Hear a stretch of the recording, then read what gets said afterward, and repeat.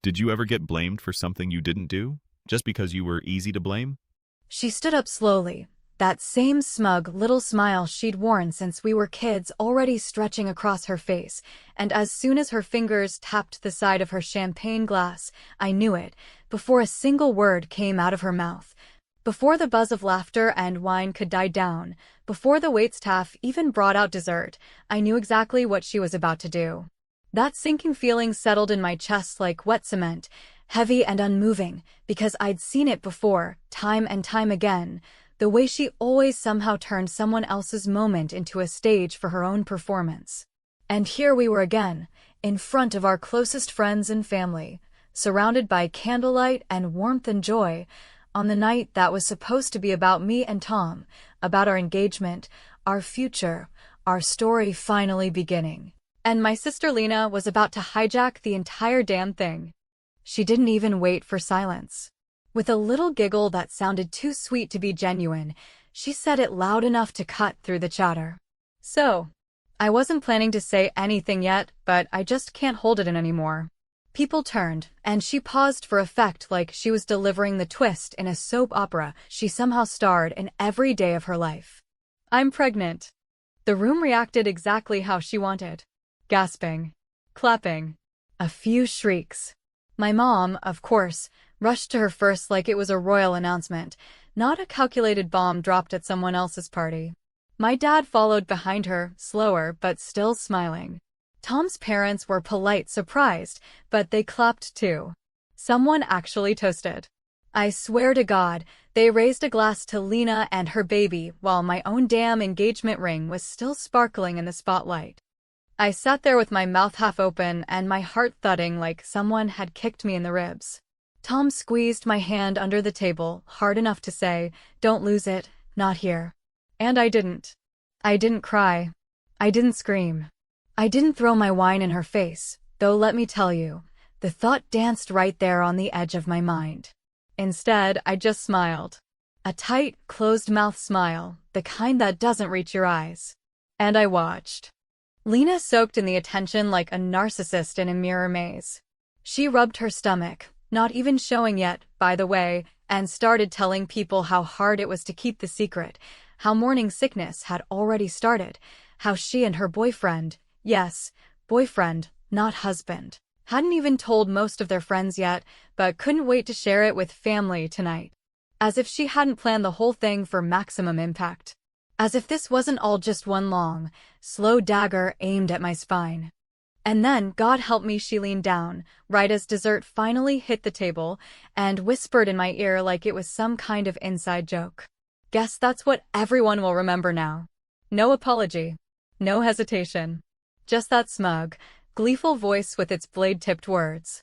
I didn't respond. I didn't give her the satisfaction. I just raised one eyebrow, met her eyes, and smiled like she hadn't gotten to me at all.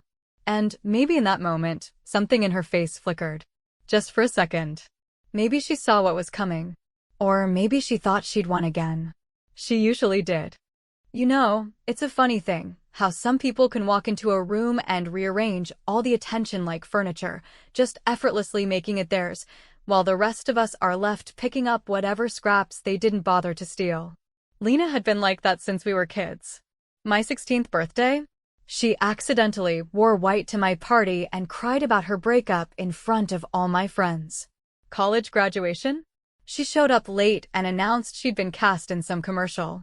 Every damn milestone I worked for, she managed to step in, flip the spotlight, and somehow make it about her. And our parents, especially my mom, always brushed it off. She's just excited, they'd say. You know how Lena is. As if being Lena excused being completely selfish and tactless. But this time felt different. Because I wasn't that same girl anymore. I wasn't the younger sister standing in her shadow. I wasn't the one swallowing the frustration, holding back the tears, playing the peacemaker. I was 37 years old, engaged to a man I adore, building a life I love, and I was done letting her write over my story like her drama mattered more than my joy. Tom knew it too. After the party finally wound down, After the last bottle of wine had been drained and Lena had basked in enough applause to last her through the second trimester, we got into the car in silence. I didn't say a word the whole drive home. Just stared out the window, biting the inside of my cheek.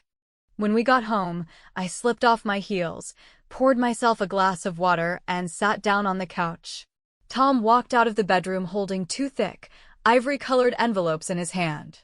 I turned to him, confused, and he just smiled. A real one, slow, steady, quiet. "Ready to flip the script?" he asked, voice low, almost amused. I looked down at the envelopes and something in me clicked. Because Tom isn't loud or flashy. But when he moves smart. He doesn't believe in revenge for revenge's sake. But he believes in justice. And sometimes, the best revenge isn't loud. It's cold, calculated, and delivered with a bow.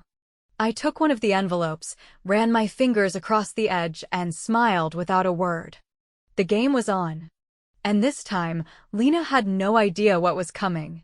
There's a particular kind of silence that follows you around after a public humiliation, not the loud, echoing kind that comes with arguments or slammed doors, but a quieter, more insidious stillness, like a film clinging to your skin. That follows you from room to room, reminding you with every breath that something that should have been beautiful was instead turned into something bitter, and no matter how hard you try to push it away, it lingers like the taste of something spoiled that won't leave your mouth.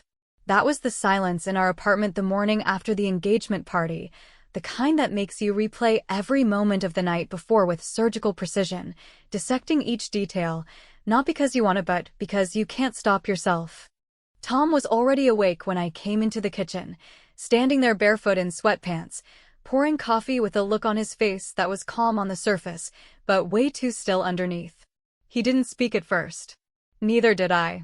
We just moved around each other quietly, as if talking too soon might set off some kind of emotional landmine neither of us were ready to deal with yet. Finally, he handed me a mug and leaned against the counter, staring straight ahead like he was sorting through a mental checklist of all the ways my sister had ruined the night we'd been planning for months. I could tell he was angry, not the explosive, shouting kind of angry, but the kind that simmers and builds slowly, the kind that makes people do things they normally wouldn't, like spend hours after midnight drafting a plan so sharp it cuts without drawing blood. And I have to admit, a part of me liked seeing that side of him. Not because I enjoy drama or revenge for its own sake, but because for once, someone was angry for me, not just telling me to be the bigger person or to let it go because she's family, as if that was supposed to be an all-access pass to disrespect. I sat down, wrapped both hands around the mug, and just set it straight. She did it on purpose. Tom didn't flinch. "I know," he replied. "She always does." And that was the truth of it. This wasn't a one-off incident, a spontaneous outburst of joy that just happened to coincide with our special night.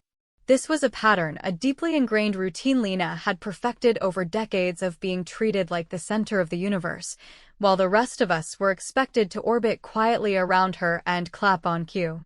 Growing up with Lena meant living in the long shadow of a girl who could do no wrong, a girl who could spill grape juice on the carpet and somehow get praised for being creative, while I was the one who got scolded for not watching her closely enough. She was the type who could forget someone's birthday, then show up a week later with a handmade card and a sob story, and people would thank her for being thoughtful. Meanwhile, I could spend hours planning a surprise party and still be told I was trying too hard. It was exhausting in a way that doesn't leave bruises or scars, but chips away at your sense of fairness, your place in the world, one minor betrayal at a time. Even as adults, nothing had changed. Lena was still the golden child, the one who could drop out of school and get bailed out by our parents without judgment, who could show up unannounced at holidays and be greeted with cheers, while I was expected to plan everything weeks in advance, host, clean, cook, and somehow not complain. And I accepted it for a long time, because fighting it felt like screaming into a hurricane, loud, desperate, and completely useless. But Tom wasn't raised like that. He didn't have a sister like Lena or a mother like mine, who could excuse any behavior with a soft sigh and a dismissive, "That's just who she is." And that morning, As we sat in our quiet kitchen surrounded by the leftover decorations from a party that was supposed to celebrate us, I realized that Tom wasn't going to let this go, not out of spite, but because he understood something I hadn't fully admitted to myself yet, that letting Lena keep doing this meant sacrificing pieces of myself, piece by piece, until there was nothing left but a girl who smiled politely while swallowing her own joy. We didn't lay out the whole plan that morning, not all at once, but something began to take shape in the air between us, a quiet agreement, a shared understanding that this time, we wouldn't just take it on the chin. This time, we'd make a move of our own. And not just a reaction, but something smart, deliberate, and meaningful. Tom opened the drawer, pulled out the 2 ivory envelopes again, and laid them on the table. "If we're going to let people know who we are," he said, "then let's do it on our terms." I stared at the envelopes, thinking about all the years I'd played it safe, all the times I'd swallowed my pride for the sake of peace, and realized that peace had never been the real goal, silence had. Later that day, I called my mom. I told her how I felt, not with tears or rage, but with the kind of measured honesty that's harder to dismiss. I told her how hurt I was, how humiliating it had felt to have Lena hijack our night, how tired I was of pretending it didn't matter just to keep things from falling apart. There was a long pause on the other end of the line.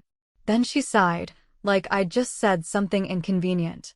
"Sweetheart," she said, "Lena didn't mean anything by it. She just got excited. Don't turn this into a bigger thing than it is." I felt the old frustration flare up in my chest, the familiar weight of being dismissed, minimized, talked down to like I was the problem for daring to speak the truth. But this time, I didn't argue. I didn't cry. I just let the silence settle. And then, quietly, I said, "You're right, Mom. Let's not make it a big thing." And I meant it. Not because I believed her, but because I was done arguing. I had a better plan. An hour later, my phone buzzed. It was Lena. "Hey," she said in that drawn-out, sing-song voice she uses when she wants something or senses tension. "Just checking in. You're not mad, are you? I mean, I didn't know you were gonna be so sensitive about it." That last word hit like a slap. Not because it hurt, but because it confirmed everything I already knew. She didn't feel bad. She felt triumphant. I smiled into the phone, even though she couldn't see it. "No worries at all, Lena," I said. "I've got a lot on my plate right now, but really no hard feelings." I could hear her pause, thrown off by my calm. Then she laughed, light and nervous. "Good. You had such a lovely party. I mean, besides all the chaos. But that's family, right?" "Right," I echoed. "That's family." After I hung up, I turned to Tom. "She has no idea what's coming." He nodded, eyes gleaming with something that wasn't anger, but something better, clarity. Because when someone shows you, time and time again, who they really are, it's not cruel to stop pretending you don't see it. It's survival. And this time, we were done surviving. We were about to take the stage ourselves. There's something uniquely satisfying about watching a plan take shape, not in a loud, vengeful way that demands attention, but in that slow, deliberate, almost surgical fashion that makes every small detail feel like a chess move, precise and controlled.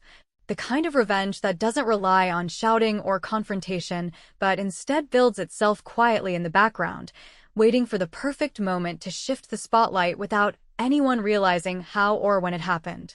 That was exactly the kind of strategy Tom and I began to put into motion once we decided we weren't going to let my sister's latest stunt go unanswered.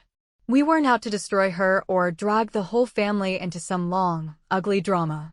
We weren't trying to match her level of manipulation or sink into the same emotional quicksand she's always thrived in. What we wanted was simple, to reclaim the space she had stolen, to rewrite the ending she thought she had already authored, and to make damn sure the memory of our engagement didn't live in the shadows of her self-imposed spectacle. We started by changing the timeline, not with loud announcements or cryptic social media posts, but with action. The wedding date, which had still been a fuzzy target somewhere in the next year, suddenly became very real. Venues were visited, menus sampled, dresses considered, photographers vetted. But none of it was public. No mass emails. No group chats. Just quiet movement. Careful choices. And then came the invitations, those elegant ivory envelopes Tom had shown me that morning after the party, embossed with gold script, formal but intimate, and completely unassuming to anyone who didn't know better. We chose a date. A very specific date. The same weekend Lena was planning her baby shower. Now, I know how that sounds. I know what some people will think, that I was being petty, or dramatic, or worse, that I was stooping to her level, trying to turn a joyful time in her life into some kind of competition. But here's what those people don't understand, what they've never had to live through. When someone like Lena is allowed to constantly rewrite your milestones, when she's permitted to insert herself into every single chapter of your life until her name is scrawled in the margins of every memory, there comes a point when silence starts to feel like self-erasure. And if claiming your space, your moment, means making a move that causes discomfort in someone who has never once considered your comfort, then so be it. We didn't make a public announcement, not at first. We simply mailed the invitations, directly, personally, deliberately, to each guest we truly wanted at our wedding. We didn't try to compete with her guest list. We didn't try to outshine her plans. We just picked our date, our venue, our people. And we sent the message clearly, if not in words. We would no longer schedule our happiness around Lena's convenience. The first call came 2 days after the invites landed. Predictably, it was from Lena. I could hear the fake sweetness in her voice the second I picked up, that exaggerated friendliness she only pulled out when she was trying to sound unbothered. "Hey, Jules. So, I got your invitation." I could practically hear her smiling through her teeth. "Just wondering, was it a mistake? I mean, it's the same weekend as the baby shower. You knew that, right?" I didn't skip a beat. "Yes, I did. Just that. Nothing more." There was a pause on her end, that little hitch in her breathing that betrayed how caught off guard she was by my calmness. "Oh," she said, faltering for half a second before regaining her composure. "Well, I mean, I just figured, it might be hard for people to do both." I could have pointed out how she hadn't cared one bit about scheduling her announcement over my celebration. I could have asked why her version of hard for people only ever seemed to apply when it inconvenienced her. But instead, I just said, people can choose what matters to them. That's the beauty of invitations, they're optional. I didn't say it with malice. I said it like I was discussing weather, and that made it land even harder. By the end of the week, the whispers had begun, quiet, uncertain conversations among family and friends about what was happening, about why 2 events were now scheduled for the same weekend, and whether it was intentional or some bizarre coincidence. Some people reached out to ask directly. Others danced around the subject, unsure which side to lean toward. But what surprised me most wasn't the division, it was the clarity.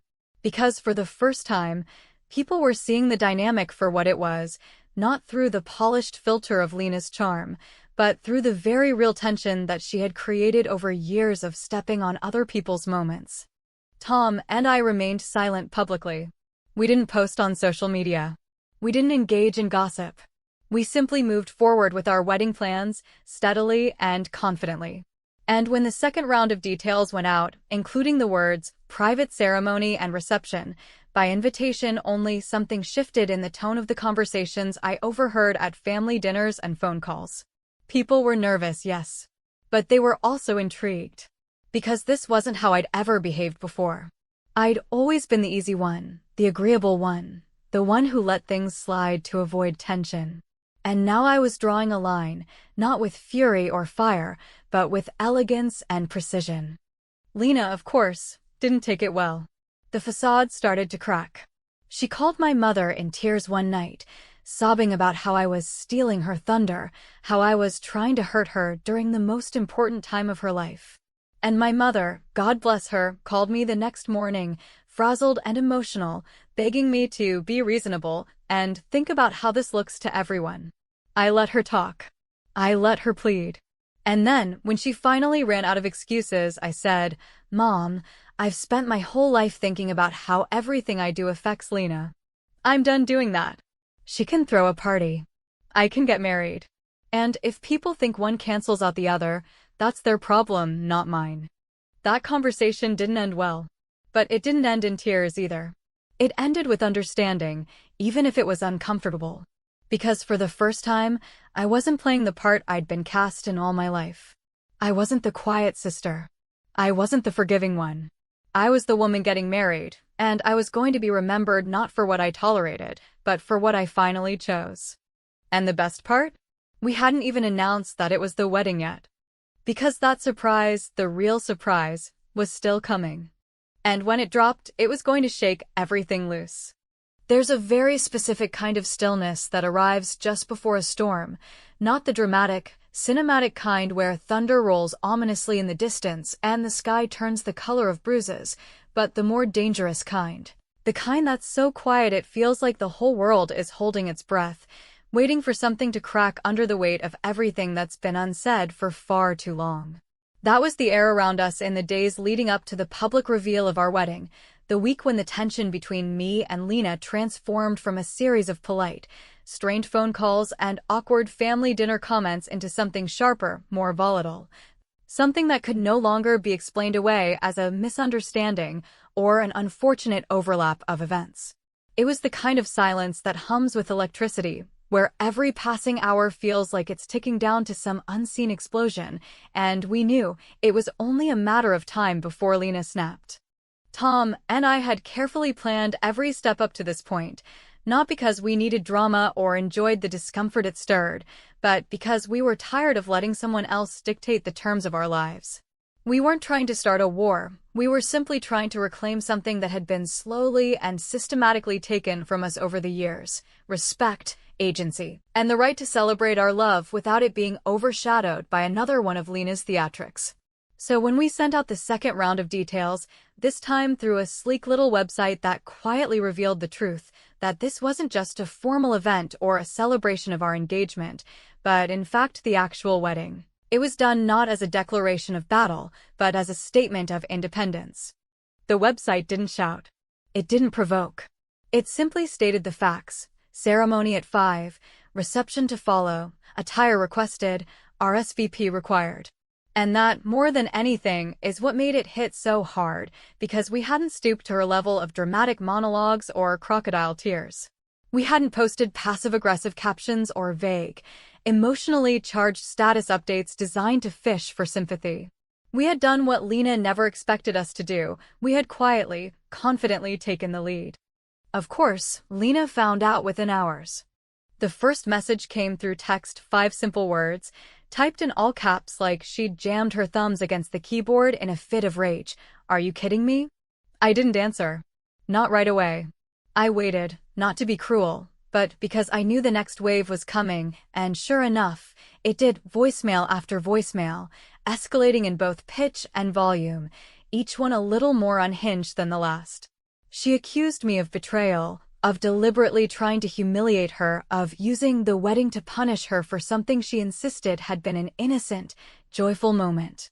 And when she didn't get the response she wanted from me, she turned to our mother. I'll never forget the sound of my mom's voice when she called that night.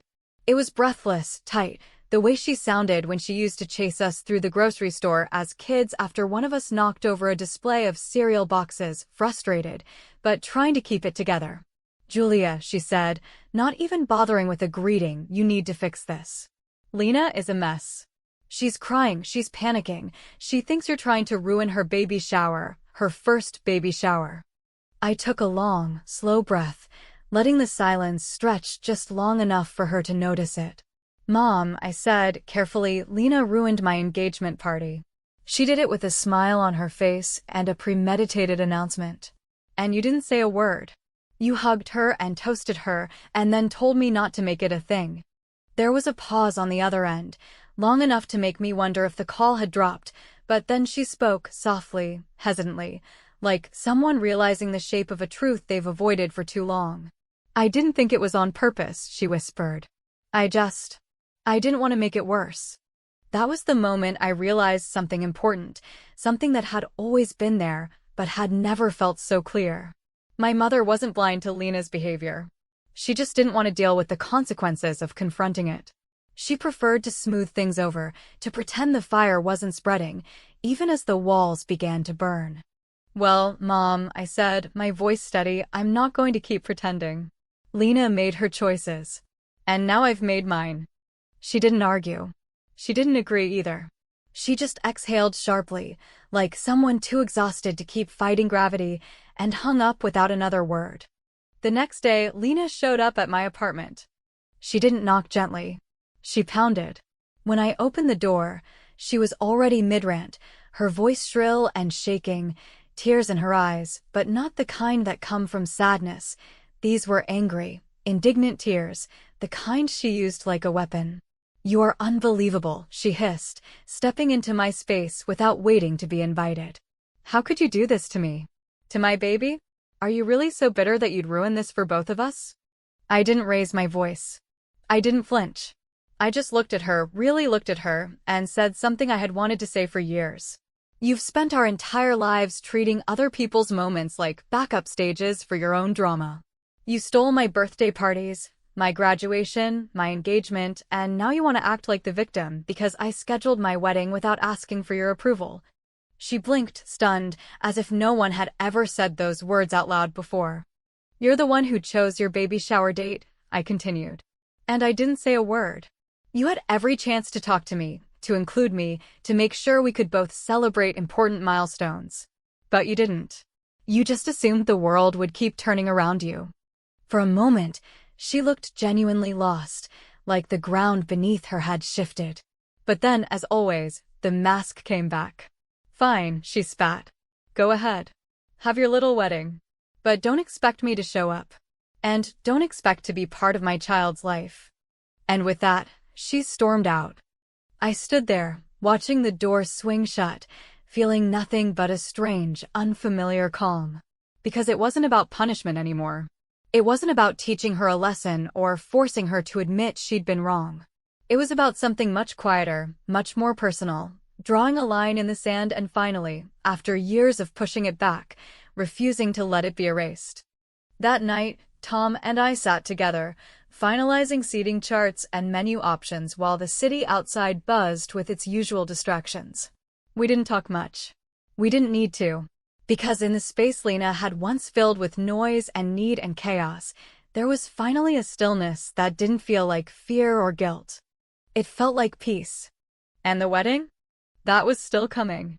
But what we didn't know, what none of us could have predicted, was that Lena wasn't done yet. Not by a long shot.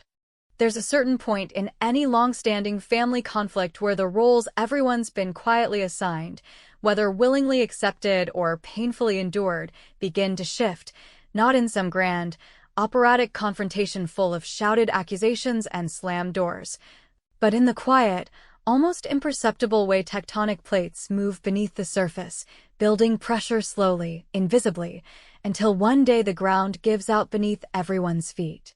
And in the days leading up to the wedding, that was the sensation I couldn't quite shake, that something unseen had started to unravel behind the curtain Lena had pulled around herself for so many years, that her control over the narrative, the manipulation that had always worked so effortlessly in the past, was finally starting to fray, not because anyone had loudly challenged her, but because silence had begun to do what no argument ever could. It had created distance. The wedding itself was everything we wanted it to be, not in the sense of jaw-dropping opulence or viral Instagram-worthy moments, but in the deeper, more lasting way that meaningful things tend to be: calm, intentional, intimate, and undeniably ours. We held the ceremony outdoors, under a canopy of trees that filtered the afternoon light just enough to cast everything in a warm, golden hue that felt more like a memory than a moment. The guest list was carefully chosen, not for politics or appearances, but for love and loyalty, and as I walked down the aisle to Tom, the man who had stood beside me not just through this chaos, but through years of slow-burning doubt and invisible sacrifice, I felt something shift inside me, a kind of soft, quiet breaking, like an old scar finally giving way to fresh skin underneath. Lena didn't come. She didn't call, didn't text, didn't send a gift, not even a passive-aggressive note disguised as congratulations. And, honestly, I hadn't expected her to. In fact, I hadn't expected anything at all. After our last confrontation, after the ultimatum she had spat at me in the hallway of my apartment, "If you go through with this, don't expect me in your life anymore," I knew she wasn't bluffing. not in the traditional sense. She believed in the power of exile. She thought that cutting herself out of my life would hurt me more than any public tantrum or cruel remark ever could. But what she didn't understand, what she had never understood, was that her absence wasn't a punishment anymore, it was a relief. Still, as with all things Lena, nothing is ever as simple as silence. 2 days after the wedding, while we were still half floating through that strange post-ceremony haze, where everything feels both surreal and deeply, achingly real, Tom received a message from one of his cousins. A woman who had once been friendly with Lena, but had grown more and more distant over the years. The message was short, blunt, and came with a screenshot. It was a text exchange between Lena and a mutual friend, leaked, whether intentionally or accidentally, we'll never know, by someone who had clearly decided they'd seen enough. The conversation was dated 2 weeks prior to the wedding, shortly after our formal announcement had gone live. In it, Lena was venting in her usual tone, equal parts dramatic and self-absorbed, about how I had sabotaged her baby shower by stealing the date. But the part that stopped me cold wasn't the complaints or the insults. It was what she said next. She had joked, though her tone didn't read like a joke at all, about maybe faking a scare to pull attention back. Just enough drama, she had written, to remind people what really matters. People will always care more about a baby than a dress.